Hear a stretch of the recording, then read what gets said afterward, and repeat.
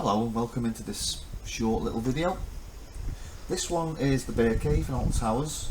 Now this lies beneath Prospect Tower on the Forbidden Valley side of the gardens.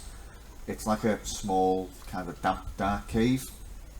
It was actually once home to a live bear and he'd entertained visitors throughout the 1850s, but he died and he was stuffed and moved to the towers themselves. His current whereabouts are unknown.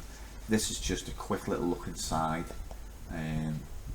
with my torch. I've always been in this, I've never really, it's always been too dark to have a look inside. So, and the roof of it's quite interesting. I've never even seen up on the roof before.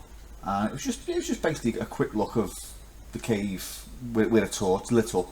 So yeah, enjoy this short video.